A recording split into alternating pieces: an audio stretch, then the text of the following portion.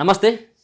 కాసేపటి క్రితమే మండలిలో కల్వకుంట్ల కవిత ఎమ్మెల్సీ కన్నీరు పెట్టినటువంటి సన్నివేశం చూడడం జరిగింది. నిజంగా చాలా రోజుల తర్వాత బీఆర్ఎస్ పార్టీ పైన ఒక మండలి సమావేశాలు జరుగుతూ ఉంటే బీఆర్ఎస్ పార్టీని టార్గెట్ చేసుకుంటూ ఆమె మండలిలో మాట్లాడినటువంటి మాటలు కన్నీళ్లు పెట్టుకుంటూ, మరో పక్కన నిన్న కేటీఆర్ హరీష్ రావు చేసినటువంటి వ్యాఖ్యలు, ముఖ్యంగా రేవంత్ రెడ్డిని రాహుల్ గాంధీని బహిరంగంగా ఉరితీయాలి, ఒకరినేమో వరంగల్లో ఇంకొకరినేమో చిక్కడపల్లి చౌరస్తాలో ఉరితీయాలంటూ బీఆర్ఎస్ పార్టీకి సంబంధించినటువంటి ఇద్దరు ఎమ్మెల్యేలు హరీష్ రావు కేటీఆర్ చేసినటువంటి వ్యాఖ్యలు, వీటన్నిటి పట్ల మాట్లాడేటువంటి ప్రయత్నం చేద్దాం. మనతో పాటు ఆర్యవైశ్య కార్పొరేషన్ చైర్మన్ కల్వ సుజాత గారు. అక్క నమస్తే. నమస్తే. సో మీరు చూసే ఉంటారు కల్వకుంట్ల కవిత గారు. సో ఆమె మండలిలో మాట్లాడుతూ కన్నీళ్లు గారుస్తూ ఉన్నది. బీఆర్ఎస్ పార్టీ వైఫల్యాలను నిన్నగడుతూ ఆమె మాట్లాడినటువంటి మాటలు నిజంగా కూడా అవి సహజంగా వచ్చినటువంటి ఏడుప, నిజంగా ఆమె బాధతో వచ్చినటువంటి ఏడుప. మాదేమో ఆస్తుల పంచాయతీతో కాదు నేను బయటకు వచ్చింది, ఆత్మగౌరవ పంచాయతీతో నేను వచ్చిన అని చెప్పేసి ఆమె ఒక వడ్డు వాడడం జరిగింది. మీరేమంటారు దీనిపైన? ఎవరికి వారు ఆస్తుల కోసం కాదు, ఆత్మగౌరవం కోసం వచ్చినాం అంటే తెలంగాణ ప్రజలు ఎక్కడ పోవాలి?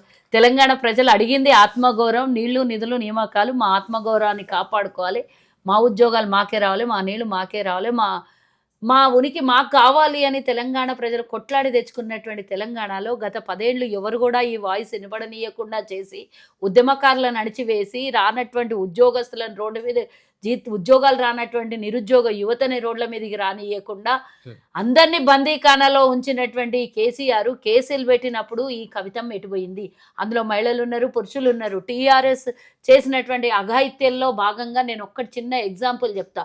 ఆ రోజు ఆర్టీసీ ఉద్యోగస్తులు నడి రోడ్డు మీద ధర్నాలు చేస్తే మహిళలకు చీరలు బట్టి లాగి పోలీసులు ఆ రోజు బీభత్సంగా ఇబ్బంది పెట్టి రక్తాలు గారుతున్న సమయంలో ఇదే కల్వకుంట్ల కవిత ఆమె చెప్తున్నటువంటి మాటలు మనం అన్నీ వింటున్నాం. గత ఎన్నో రోజుల నుంచి ఆమె వర్షన్ మాట్లాడుతూ ఉంది, మనం విన్నాం.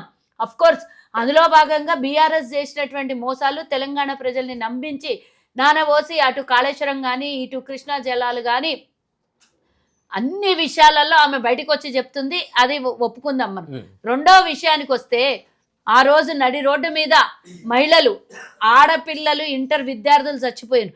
ఏ రోజు ఈ మాటలు కవిత మాట్లాడుతుంటే నాకు నవ్వొస్తుంది.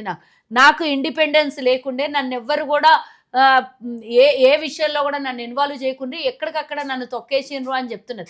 సరే, ఈ రోజు తొక్కేస్తే బయటకు వచ్చినా మీ ప్రభుత్వం అధికారంలో నుంచి పోయింది, మీ ఆశల తగాలలో నుంచో ఇంకో విషయానికో ఇంకో కారణమో నువ్వు జైలుకు పోయినావని వాళ్ళు చీదరించుకున్నారా, అది ఏమైనా పక్కకు పెడదాం. బట్ నువ్వు ఒక ఆడపిల్లగా నిన్ను వాళ్ళు అసలు పట్టించుకుంటలేరు. ఆ రోజే ఎందుకు ఈ మాట బయటికి వచ్చి చెప్పలేదు? ఆ రోజే బయటికి రావాలి కదా. అంటే అధికారం ఉంది, అండగా ఉన్నారని చెప్పి ఆ రోజు తెలంగాణ ప్రజలు ఎటుపోయినా గాలికి ఇడిచేసి కేవలం నీ కుటుంబ ప్రజలు మీరు మాత్రమే సుఖంగా ఉండి తెలంగాణ 4 కోట్ల మందిని వేరే చేసి మీరు మాత్రం రాజ్యం వెళ్ళి 4 కోట్ల మందిని ఆగం చేసి ఆ రోజు ఎక్కడ పోయింది?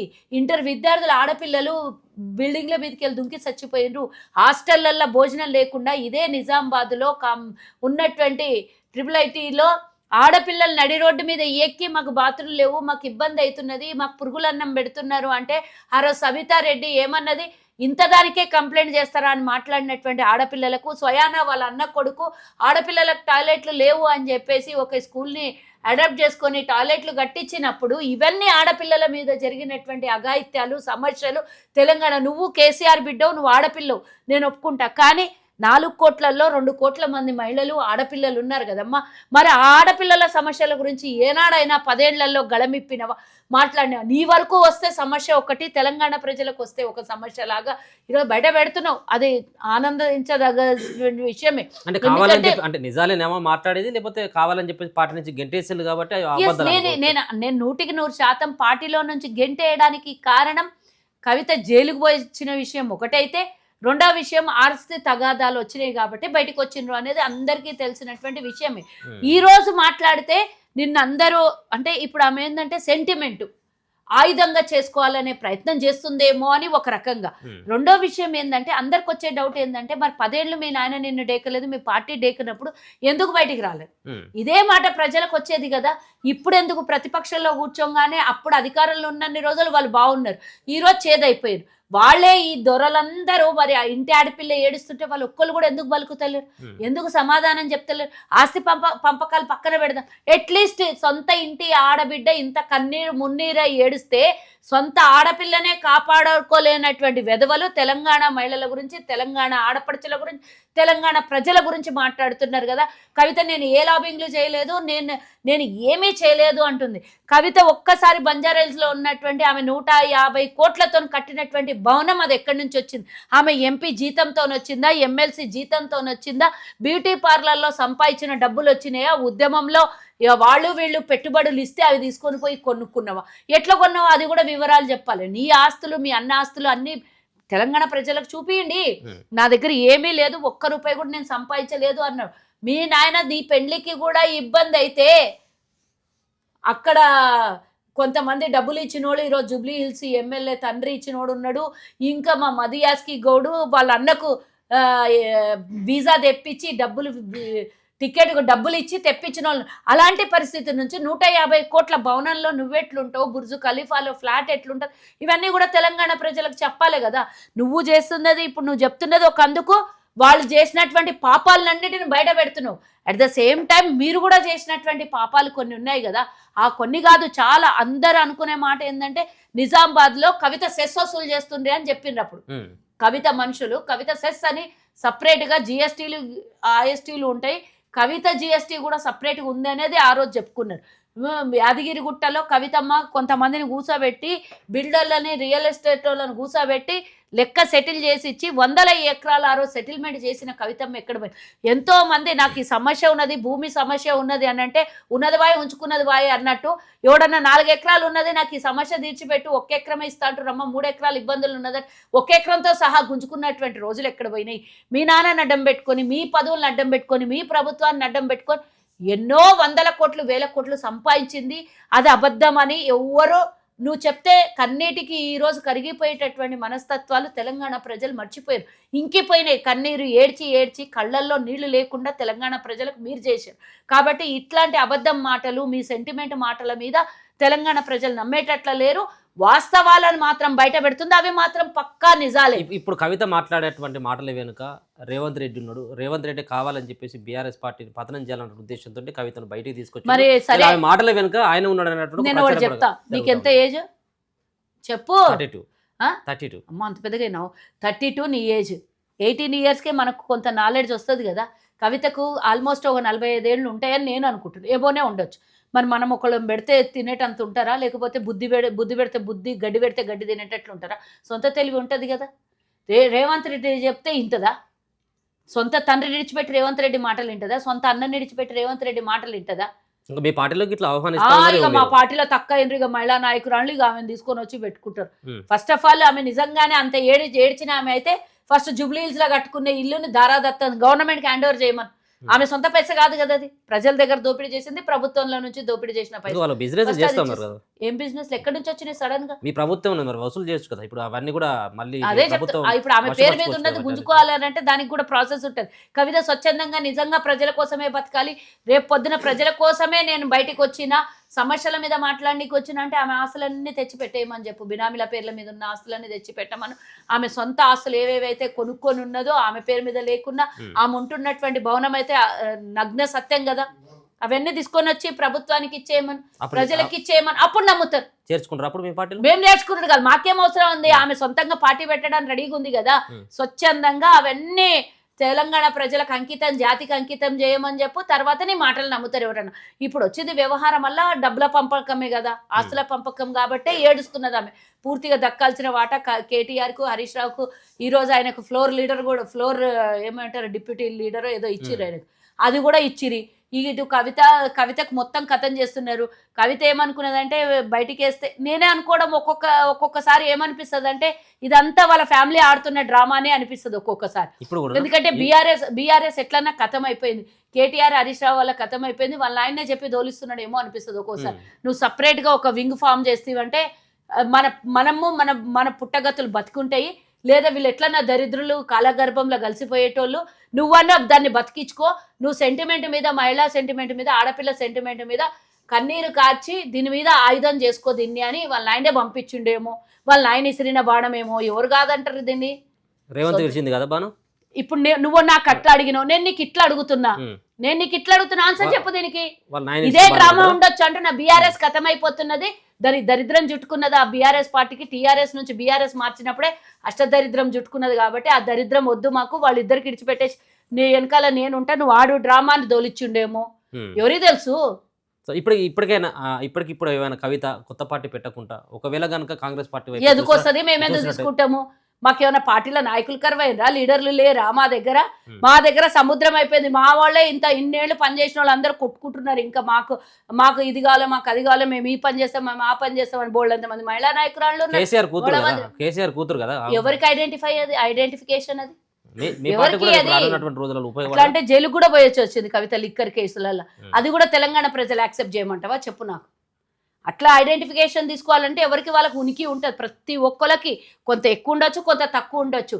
లీడర్లు అయినప్పుడు కొంత వాళ్ళని బ్యాక్గ్రౌండ్ పెట్టుకొని ఒక గుర్తింపు తెచ్చుకోవచ్చు. కానీ ఇండివిజువల్గా ఎదిగిన వాళ్ళు బోల్డ్ అంత మంది ఉన్నారు. వాళ్ళ నాయన్ని అడ్డం పెట్టుకొని, పార్టీని అడ్డం పెట్టుకొని అది ఐడెంటిఫికేషన్ తెచ్చుకోవడం గొప్ప కాదు కదా. మరి నేను ఆమె వీడియో చూసిన, కౌన్సిల్లో మాట్లాడినప్పుడు ఢిల్లీలో నా ఉద్యమం ఉండే, నేను 6 నెలలు నేను అడుంటి, నాకు పిలుపు రాకున్నా కూడా నేను పోరాటం చేసిన, సోనియా గాంధీ గారితో అపాయింట్మెంట్ కోసం నేను అన్ని నేను చెప్పింది ఆమె. మరి ఇవన్నీ చేసినామే వాళ్ళ నాయన ఒక్కరిని ఎదిరించి, ఆ రోజే నువ్వు తప్పు చేస్తున్నావు, తెలంగాణ ప్రజలు నిన్ను నమ్మి గెలిపించిండ్రు, ఇగో నీ వెనకాల నువ్వు చేస్తున్నావు లేదో, నీ వెనకాల దుష్టశక్తులు ఇట్లున్నాయి, ఆ రోజు ఎందుకు బయట పెట్టలేదు? కవితకు అన్నీ తెలుసు కదా. ఇన్ని జరుగుతుంటే కళ్ళు మూసుకొని గంతగలు కట్టుకొని అయితే కూర్చోలేదు కదా. అప్పుడే బయటకు వస్తే తెలంగాణ ప్రజలు నిన్ను నమ్మి నీ నెత్తిన తీర్థం పోసుకున్నట్టు పోసుకుంటుర్రు కదా, నెత్తిన ఎక్కించుకుంటుర్రు కదా. అంతా అయిపోయినాక, మొగడు చచ్చినాక ముండ ఊసారు అన్నట్ల మీ పార్టీ ఓడిపోయినాక తెలంగాణ ప్రజలు యాదొచ్చి, తెలంగాణ బిడ్డలు యాదొచ్చిండ్రా? నువ్వు అప్పుడు అధికారంలో ఉన్నప్పుడు కన్ను మిన్ను గాన్నవా ఎక్కడన్నా? ఈరోజు అధికారం పోయింది, నిన్ను అక్కడి నుంచి గెంటేసిండ్రో, గెంటేయబడ్డవో, లేకపోతే అందులో డ్రామాలో పాట ఈ అంతా సెంటిమెంట్ మీద ఆయింట్మెంట్ రాయడం కోసమో దేనికో నాకు తెలియదు. ఇది ఎప్పుడు బయటపడుతుందో ఒక పెద్ద ఏమంటారు తుఫాన్ లాగా ఎప్పుడో ఒక రోజు వస్తుంది. అది నిజాలు వాస్తవాలు ఎప్పుడో ఒక రోజు. తప్పు చేసినోడు ప్రతి తప్పు చేసిన ఎవరన్నా వాళ్ళది ఎంతో అంతా ఉనికిని వదిలేసిపోతారు. ఆ తప్పిదాన్ని ఆ ఉనికి ద్వారా తీగ లాగితే దొంకంతా గలినట్టు ఎప్పుడో ఒకరోజు బయటపడుతుంది. ఈ డ్రామాలు ఎందుకోసము? ఇన్ని రోజులు ఈ కంటతడి ఎక్కడ పోయింది? ఇన్ని రోజులు ఈ తెలంగాణ బిడ్డలు యాదికి రాలేదా? అధికారంలో ఉన్నంతసేపు వాళ్ళ ఇంటికాడికి ఎంతో మంది ఉద్యమకారులు పోతే నువ్వు పలకరించినవా? నువ్వు వాళ్ళకి ఏమైనా చేయుతనిచ్చినవా? నీ పిఏలు, నీ వాళ్ళు ఎంతమంది ఎన్ని స్కాములు చేసారు, నిన్ను అడ్డం పెట్టుకొని ఎంతమంది చేసారు? అప్పుడు నీకు ఇవన్నీ కనబడలేదా? అధికారం ఉన్న రోజులు రేవంత్ రెడ్డి గారిని కూడా నేను ఒక మాట అనడం జరిగింది. ముఖ్యంగా ఏదైతే కేసీఆర్ వాళ్ళ నాన్నని ఉరి తీయాలని చెప్పేసి రేవంత్ రెడ్డి అన్నటువంటి మాటకు బదులుగా ఒకసారి కేసీఆర్ని ఉరి తీసినట్టయితే 10 సార్లు రేవంత్ రెడ్డిని ఉరి తీయాలి, ఆయన ఇచ్చినటువంటి హామీలను అమలు చేయలేకపోతున్నాడు కాబట్టి ఆయన ఉరి తీయాలన్నటువంటి మాట కూడా ఆమె వాడడం జరిగింది. అవును, మరి ఉరి తీయాలి. 10 సార్లు ఉరి అన్నది ఇస్తారు తెలంగాణ ప్రజలు. మీరు చేసిన దాన్ని తెలంగాణ ద్రోహం చేసి 8.5 లక్షల కోట్లు అప్పు చేసినందుకు మీకు ఎన్నిసార్లు ఉరి తీసినా ఇక తప్పే లేదు. ఇక రేవంత్ రెడ్డిని ఇచ్చిన హామీలు నెరవేరకపోతే మీ నాయన 8.5 లక్షల కోట్లు అప్పు చేసి 6,500 వడ్డీలు కట్టిస్తున్నాడు. ఆ వడ్డీల కోసం ఎన్నిసార్లు చంపాలి? మీ పార్టీని ఎన్నిసార్లు చంపాలి? ఎన్నిసార్లు ఊరేయాలి? 6,500 కోట్లు ఎవరబ్బా సొమ్మని వడ్డీలు కడుతున్నావు? మీరు చేసిన పాపాలకి కాళేశ్వరం నువ్వే చెప్పినావు కదా, ఒక చుక్క నీళ్ళు రాయలేదు, ఒక ఎకరాకు నీళ్ళు అందలేదని నువ్వే చెప్పినావు. మరి దాని మీద 1,00,000 కోట్లు పోసి ఆ 1,00,000 కోట్ల వడ్డీ మాతో కట్టిస్తున్నావు కదా. మరి దానికి ఎన్నిసార్లు వడ్డీ ఉరి తీయాలి? నువ్వే చెప్పినావు కృష్ణా జలాలు ఇక్కడి నుంచి అక్కడ తరలించుకొని పోయి శ్రీశైలం మీద ఎత్తు మీద దాన్ని చేసి పంప్ హౌజుల్ని పెట్టి 3 పంప్ హౌజులే పనిచేస్తున్నాయి. ఇవన్నీ నిన్న ఆమె మాట్లాడింది. నిన్న అన్ని తప్పిదాలు చేసిన కేసీఆర్కి నువ్వే చెప్పినావు. నువ్వు కన్న బిడ్డగా నువ్వు అనలేకపోవచ్చు ఆ మాట ఉరి తీయాలని. రేవంత్ రెడ్డి గారు ఈరోజు ముఖ్యమంత్రిగా ఉన్నారు. తెలంగాణ ప్రజలకు ద్రోహం చేసిండు కాబట్టి డైరెక్ట్ రేవంత్ రెడ్డి అన్నారు తెలంగాణ ప్రజల్ని ద్రోహం చేసిండు. మోసం తెలంగాణ ప్రజల్ని నమ్మించి మోసం చేసిండు. ఆ రోజు దేశద్రోహులకి ఏ విధంగా అయితే ఉరి తీసిండ్రో, దేశద్రోహులు ఏ విధంగా అయితే తరిమి కొట్టిండ్రో, ఈరోజు తెలంగాణ ద్రోహులకు కూడా అదే చేయాలి కదా అని రేవంత్ రెడ్డి గారు క్లియర్గా చెప్పారు. దాంట్లో తప్పేమున్నది? నువ్వు అదే పార్టీలో ఉండి ముసుగేసుకొని ఈ తప్పిదాలన్నీ భరించినావు, మరి నిన్ను కూడా ఉరి తీయాలి కదా. అదే పార్టీలో ఉండి భరించినావు కదా, చెప్పలేవు కదా. మరి ఈరోజు నీకు తక్లీఫ్ అయిందని తెలంగాణ ప్రజలు గుర్తొచ్చిండ్రా? నీకు తక్లీఫ్ అయిందని నువ్వు ఆడపిల్లగా గుర్తొచ్చినవా? చెప్పాలి కదా. మరి నువ్వు అదే పార్టీలో ఉండి ఇప్పుడు పాపం చేసిన తలా పిడికెడు అన్నట్టు నువ్వు పాపాలలో భాగస్వామి కదా. నువ్వు తిండి పాపం చేసిందే కదా. మరి ఆ పాపంలో భాగస్వామ్యం నీకు కూడా ఉంది కదా. మరి నీకు కూడా ఉరి తీయాలి కదా తెలంగాణ ప్రజలు. మీరు ఇచ్చినటువంటి హామీలు మేనిఫెస్టోకి సంబంధించిన విషయంలో సైతం కూడా హరీష్ మాట్లాడడం జరిగింది. అలాగే ఫాల్తుగాడు పనికిమాలినోడు. నాలుక మీద దేవుడు సరస్వతిని అందరినీ మంచి మాటల కోసం పుట్టిస్తుంది, రాసి పంపిస్తుంది. వాడు అబద్ధాల మాటల కోసమే పుట్టిండు. అబద్ధాల మాటలు తప్ప పనికిమాలినోడు ఒక్క మాటనన్నా నిజం మాట్లాడతాడా? దమ్మున్నాడు బాయ్కట్ చేస్తాడండి. ఎందుకురా బాయ్కట్ చేస్తున్నావు? నీకు అసెంబ్లీ ఇచ్చిర్రు, శాసనం ద్వారా శాసనం లిఖించబడుతుందా? నీకు మాట్లాడమని ఆడ ప్రశ్నలకు జవాబులు ఒకడికొకడు నువ్వు ప్రశ్నిస్తే అవతలోడు జవాబు చెప్తాడు. మరి ఆ ప్రశ్న ఇవ్వకుండా బయట పోయి బాయ్కట్ చేస్తా, నేను అసెంబ్లీకి రాను, అసెంబ్లీకి అంటే అర్థమైంది, దీని అంతరార్థం నీకేంది? అక్కడ ప్రశ్నిస్తే నీకు ఆన్సర్ దొరకదనే కదా. చర్చ కాదు, బూతుల వ్యవహారం నడుస్తా ఉన్నది అక్కడ. అయ్యో నువ్వు ఇప్పుడు మరి రాహుల్ గాంధీని ఉరి తీయాలి అన్నప్పుడు ఏమైంది? రేవంత్ రెడ్డి నువ్వు బూతులు కాదా అది? నువ్వు బూతోని కావా? నువ్వు బయట మాట్లాడితే లోపల మాట్లాడితే నువ్వు తక్క బూతులు మాట్లాడుతున్నావా? తక్క మాటలు అంటున్నావా? ఎట్టబడితే అట్ట నీ బావమరిది మాట్లాడిన మాటలు మర్చిపోయినావా నువ్వు? ఎవడు బూతులు మాట్లాడుతున్నారు? పూర్తిగా స్వేచ్ఛ ఇవ్వాలని రేవంత్ రెడ్డి గారు క్లియర్ కట్గా చెప్పారు. మీకు ఎన్ని గంటలైనా ఎన్ని రోజులైనా మాట్లాడడానికి అవకాశం ఇస్తాం, దీని మీద పూర్తిగా చర్చ జరగాల్సిందే అన్నారు. మేము నిన్న ఉత్తమ్ కుమార్ రెడ్డి గారు పవర్ పాయింట్ ప్రజెంటేషన్ ఇచ్చినప్పుడు నువ్వు పక్కనే ఉంటే దానికి జవాబు ప్రశ్న అడుగుతుంటేవి కదా, లేకుండా ఎందుకు బయటకు ఉరికిపోయినావు? ఉత్తమ్ కుమార్ రెడ్డి గారు ప్రజెంటేషన్ ఇస్తారనే కదా ఉరికిపోయినావు ముందస్తుగా. బూతులతో నీకొచ్చేది ఏమున్నది? తిడితే గాలికి పోయినాయి అనుకోవాలి, నువ్వు ప్రజలకు సమాధానం చెప్పాలి కదా. ఎందుకు స్పీకర్ డైరెక్ట్ గా చెప్పిండ్రు, సీఎం గారిని టార్గెట్ చేసి మాట్లాడే విషయం తప్పించి సబ్జెక్ట్ మాట్లాడితే మైక్ ఇస్తా, లేకపోతే మైక్ ఇయ్యను అని చెప్పారు. సబ్జెక్ట్ ఇచ్చి పెట్టేసి సీఎం గారినే టార్గెట్ చేయడం ఎందుకు? నువ్వు అడిగినవేంది? కృష్ణా జలాల గురించి మాట్లాడుకుంటున్నారు. ఆ కృష్ణా జలాల మీద మీరు తీసుకొని రండి డీటెయిల్స్, మేము కూడా ఆధారాలు తీసుకొని వస్తామన్నాం. మీరు ఆధారాలు తీసుకొని రాకుండా బాయ్కట్ చేస్తాము, రేవంత్ రెడ్డి గారు బూతులు మాట్లాడుతున్నాడు కాబట్టి మేము బాయ్కట్ చేస్తాము అంట. మరి మీ మామ మాట్లాడినాయి బూతులన్నీ? మీ మామ అందరినీ సస్పెండ్ చేసి బయటికి పంపించినాయి. మరి మీరు 10 ఏళ్ళు రాజ్యం వెళ్ళినప్పుడు చేసిన పనులు, కానీ మేము మీలాగా సస్పెండ్ చేస్తాను లేదు, మేము మీలాగా బయటికి దొబ్బుతాను లేదు, కానీ మీరు మీ అంతటే బయటికి పోతున్నారు. మా ముఖ్యమంత్రి గారు క్లియర్గా చెప్తున్నారు, ఎన్ని రోజులు అయినా సరే 24 గంటలు పెట్టుకోమన్నా పెట్టుకుందాం, కానీ దీని మీద చర్చ జరగాల్సిందే అంటారు. చర్చ జరపకుండా బయటకు పోయి ప్రగతి భవన్లను టీఆర్ఎస్ భవన్లను ఇంకేమన్నా రోడ్ల మీద కూర్చొని చెప్తావు సమాధానం నువ్వు ప్రజలకు? ఈడ చెప్పని చేతనైతలేదు, ఆడపోయి ఏమో సమాధానం చెప్తాడంట. ఈడెందుకు మాట్లాడతలేవు? నువ్వు మాట్లాడితే ఆడ ఆన్సర్ ఇచ్చేటోళ్ళు ఉన్నారు కాబట్టి నువ్వు మైకు నీ ఒక్కొని ఓలుకుంటే ఎవ్వరు అడగరు నీకు. కాబట్టి బయట పోయి ప్రెస్ మీట్లు పెట్టు, నువ్వు అదే అసెంబ్లీలో పెట్టు. ఒక పూట కోసం తెలంగాణ ప్రజలు నిజంగానే తిడుతున్నారే అనుకుందాం. ఒక పూట కోసం నువ్వు తింటున్న తిండి తెలంగాణ ప్రజలది కదా. ఒక పూట తెలంగాణ కోసం నేను భరించినా నేను వాళ్ళకి సమాధానం చెప్పే బయటికి వస్తా, తిట్టినా పర్వాలేదు నేను క్వశ్చన్ చేస్తా అని నీకు దమ్మున్నవైతే అడుగుతుంటే కదా. ఎందుకు నీకు ధైర్యం లేక భయపడి ఉరికిపోయినట్టే కదా అసెంబ్లీ వదిలేసి? అన్ని గంటలు రాత్రి దాకా నడుస్తుంది అసెంబ్లీ. మీ మామ ఉన్నప్పుడు 4 గంటలు అసెంబ్లీ పెట్టకుండ్రి, ఇప్పుడు రాత్రి బావులు నడుస్తుంది అసెంబ్లీ. మీకేం దమ్మున్నదంతా మాట్లాడుకోవడానికి అవకాశం ఉంది కదా. మీరు ఇచ్చినటువంటి హామీలలో ముఖ్యంగా అందుకోసం అని చెప్పేసి ఉరి తీయాలన్నటువంటి వ్యాఖ్యలు వాడిల్లు. మీరు పెట్టినటువంటి మేనిఫెస్టో సంవత్సరంలో 2 లక్షల ఉద్యోగాలు అన్నటువంటి ఒక అంశాన్ని తీసుకురావడం జరిగింది. వరంగల్ డిక్లరేషన్లో అనేక రకాలైనటువంటి 420 హామీలు ఇవ్వడం జరిగింది. కాబట్టి హామీలు ఇచ్చినటువంటి వ్యక్తిని ఆ రోజు అగ్రనేత అయినటువంటి మీ పార్టీ అగ్రనేత అయినటువంటి రాహుల్ గాంధీని ఇద్దరిని కూడా ఉరి తీయాలన్నటువంటి మాట, అదే చెప్తున్నా.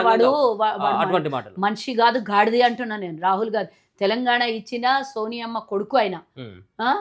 కాంగ్రెస్ పార్టీ నేషనల్ పార్టీకి ఆయన అపోజిషన్ లీడర్. ఇప్పుడు స్వతంత్రం తెచ్చిన నెహ్రూ గారి మునిమన్మడు ఆయన. ఇట్లా నీకు సిగ్గుశరం ఉండి ఈరోజు తింటున్నావు, నువ్వు ఈరోజు చక్కగా స్వతంత్రంలో బతుకుతున్నావు అంటే ఆ కుటుంబం కారణం. త్యాగం చేసుకున్న కుటుంబం అది. తెలంగాణలో అధికారం వస్తుందో రాదో తెలియదు, ఆంధ్రప్రదేశ్లో అధికారం పోయి తెలంగాణ ఇచ్చిన పార్టీ అది, పార్టీ కుటుంబం అది. నువ్వు ఆయనకు ఉరి తీయాలని అంటే నిన్ను 1000 సార్లు ఉరి తీసినా సరిపోదు నీకు. ఉరి తీస్తే ఆ ఉరితాడు కూడా సిగ్గుపడుతుంది నీకు. నోరు తెరిస్తే అబద్ధాలు చేసిన స్కాములు నీ సొంతం మరదలే చెప్తుంది కదా. ఆడ 700 ఎకరాల ఫామ్ హౌస్ ఎడికేలు వచ్చింది, ఈడ పంప్ హౌజుల పేర్ల మీద కాళేశ్వరం బడ్జెట్ పెంచినావు, ఆడ కృష్ణా బడ్జెట్ పెంచినావు, 350 కోట్లు 400 కోట్ల సమాంతంగా 1400 కోట్లకు తీసుకొని పోయినావని సోయాన నీ మరదలే చెప్తుంది కదా. రాహుల్ గాంధీని రేవంత్ రెడ్డిని తిట్టడం బంద్ చేసి కవిత అడిగిన మాటలకు సమాధానం చెప్పు ఫస్ట్. నువ్వు తెలంగాణలో ఇచ్చినటువంటి హామీలు నెరవేర్చకపోవడానికి సగం కారణం మీరు, మీ దరిద్రం, మీరు చేసిన స్కామ్లే కదా. ఈరోజు 6000 కోట్ల అప్పులు కట్టకపోతే, వడ్డీలు కట్టకపోతే ప్రజలకు ఇచ్చిన సంక్షేమాలకు పూర్తిగా మేము అవి చేయడమే కాకుండా ఇంకా సఫిషియెంట్గా ఇంకా అదనంగా చేయడానికి అవకాశం వస్తుండే కదా. ఎవరైనా తింటున్నారా? ఎవరైనా మీలాగా ఎత్తుకపోతున్నారా? తెలంగాణని ధనిక రాష్ట్రంగా ఇస్తే అప్పుల రాష్ట్రం చేసినావు, లాభాల బడ్జెట్ ఇస్తే నష్టాల బడ్జెట్ చేసి పెట్టినావు. అయినా భరించింది కదా తెలంగాణ ప్రజలు, ప్రభుత్వాలు. నీకు సిగ్గుండాలి ఆడికి. నేను అడుగుతున్నా, ఫస్ట్ సక్రమంగా మాట్లాడడం నేర్చుకో. నువ్వు ఇట్లా వక్రంగా మాట్లాడితే ఇంతకన్నా దరిద్రంగా మాట్లాడడానికి మాకు కూడా వస్తుంది. నోటికి ఆనకట్టేసుకోండి. ఆ నాలుక మీద నరం లేదు కాబట్టి ఎట్లొస్తే అట్లా మాట్లాడితే ఊరుకుంటూ ఉండరు అని హెచ్చరిక చేస్తున్నా నేను. రాహుల్ గాంధీకి అనేటంత అర్హత నీది ఉన్నదా? ఆయన 2 సార్లు ప్రధానమంత్రికి అవకాశం వస్తే కూడా దాన్ని పూచి పుల్లతో తీసి పక్కన పెట్టి ఆయన త్యాగం చేసినటువంటి ప్రతిదీ కూడా ఆయన జనరేషన్, వాళ్ళ అమ్మ, వాళ్ళ నాన్న, వాళ్ళ నాయనమ్మ, వాళ్ళ తాత సాక్రిఫైస్ చేస్తే భారతదేశం ఉన్నది. సాక్రిఫైస్ చేసుకున్నారు వాళ్ళ పదవులకు. అయినా నువ్వు పదవుల కోసం మీ మర్దల్ని బయటికి గంటేసిండ్రు, పదవుల కోసం మీ మామని ఫామ్ హౌస్లో బందీ చేసిండ్రు. ఇన్ని చేసిన మీరు ఈరోజు రాహుల్ గాంధీతో కంపేర్ చేసుకుంటారా? మీరు అధికారం ఇస్తే రాష్ట్రాన్ని మొత్తం మళ్ళొకసారి అమ్మేద్దామని చూస్తున్న దరిద్రానికి రాహుల్ గాంధీతో కంపేర్ ఏంద్రా నువ్వు? చివరి మళ్ళోసారి అంటే చెప్పాలి, కవిత కన్నీళ్లు పెట్టింది కాబట్టి ఒక మహిళగా కొంచెం కూడా బాధ అనిపించలేదు. ఆమె కూడా మండలిలో పాపం ఆమె ఏడుస్తా. నేనేమంటున్నా, మహిళగా సానుభూతి ఉంటది, బట్ ఈ సానుభూతిని 10 ఏళ్ల నుంచి ఎక్కడ గట్టి పెట్టినావు అమ్మా అని నేను అడుగుతున్నా. మేమందరం బాధపడ్డాం కదా, మాలాంటోళ్ళు బొక్కలు ఇరిగినోళ్ళము, ధర్నాలు చేసినప్పుడు, తెలంగాణ హక్కుల కోసం కొట్లాడినప్పుడు, ఉద్యమకారులంగా కొట్లాడినప్పుడు, అన్ని తెలంగాణ ఇచ్చిన హామీల కోసం మేము ధర్నాలు చేసినప్పుడు, మమ్మల్ని అరెస్ట్ చేసి కొట్టినప్పుడు ఇప్పటి వరకు కేసుల చుట్టూ తిరుగుతున్నాం కదా మేము. మరి మాలాంటి మహిళలకు ఇబ్బంది కలిగినప్పుడు, తెలంగాణ ఉద్యమకారులకు ఇబ్బంది కలిగినప్పుడు, శంకరమ్మ లాంటి తల్లి బాధపడినప్పుడు ఆ రోజు నీకు ఈ కన్నీరు కనబడలేదు? ఆమె కూడా తల్లి, ఆమె కూడా మహిళనే కదా. మరి ఆమెను మీ నాన్న ఆదరించకుండా నువ్వు పిలిచే గౌరవించి ఆదరించేది ఉండే కదా. నువ్వు చెప్తే మీ నాయన రాష్ట్రాన్ని రాష్ట్రానికి తయారుంటుండే ఆ రోజు. శంకరమ్మకు పదవి ఇవ్వకుండానా? నేనేమంటున్నా, ఆమెకు మహిళగా గౌరవిస్తాం, మహిళ ఎదగాలని కోరుకుంటాం. కానీ ఈ స్కాములన్నిటికీ ఆమె కూడా వాళ్ళతో పాటు బాధ్యురాలు కాబట్టి ఆమె కన్నీరు ఈ రోజు కాదు, 10 ఏళ్ల నుంచి జరిగిన అవినీతి మీద ఆ రోజే బయటికి వచ్చి పెడితే మేము సహృదయంతో ఒక మహిళగా మేము గౌరవించే వాళ్ళము. ఇప్పటికి కూడా చెప్తున్నా, మీరు చేసిన తప్పిదాలు, వాళ్ళతో పాటు నువ్వు కూడా చేసిన తప్పిదాలని ప్రజల ముందర ఒప్పుకోండి, అప్పుడు ప్రజలు స్వీకరిస్తారు. కానీ నా తప్పుల్ని దాచిపెట్టుకొని అందరు చేసిన తప్పులను మాత్రమే చెప్తే ప్రజలు ఎవరు కూడా సాక్రిఫైస్ గారు, ఎవరు కూడా మర్చిపోవాలిగా. అప్పుడు 14 ఏళ్ల కింద కొట్లాడినటువంటి తెలంగాణ ఇది, అప్పుడు త్యాగం చేసుకున్నారు. ఇప్పుడు కూడా ఇంకా త్యాగాలు చేసుకొని మళ్ళీ మిమ్మల్ని యాక్సెప్ట్ చేసి మళ్ళీ ఇంకొకసారి అధికారం ఇస్తే, మళ్ళీ ఇంకొకసారి నిన్ను ఆదరిస్తే తెలంగాణ ఏమైపోతుందని భయపడతలేరా పబ్లిక్? అఫ్ కోర్స్ ఇప్పటి కోసమే యాక్టింగ్ చేస్తున్నాయేమో, రేపు మళ్ళీ అధికారం వస్తే ఈ యాక్టింగ్ ఇంకా పాత కవిత బయటికి వెళ్తుందేమో, ఎవరికి తెలుసు. Okay, thank you so much. So మొత్తానికి కవిత యొక్క కన్నీళ్ళ వెనుక ఖచ్చితంగా కేసీఆర్ ఉండి ఉంటాడు అన్నటువంటి ఒక అనుమానంతో పాటు బీఆర్ఎస్ పార్టీ చేసినటువంటి మోసాలు కావచ్చు, అక్రమాలు కావచ్చు, ఇవి కేవలం బీఆర్ఎస్ పార్టీ నేతలపైన నెపం నెట్టేటువంటి ప్రయత్నం కాదు, కవిత చేసినటువంటి పాపాలు సైతం కూడా ఉన్నాయి. అవి కూడా ప్రజాక్షేత్రంలో పెడితేనే కవిత యొక్క కన్నీళ్ళకు అర్థం ఉంటుందన్నటువంటి అంశాన్ని కల్వ సుజాత గారు అయితే తెలియజేస్తారు. చూస్తూనే ఉండండి మన తెలుగు.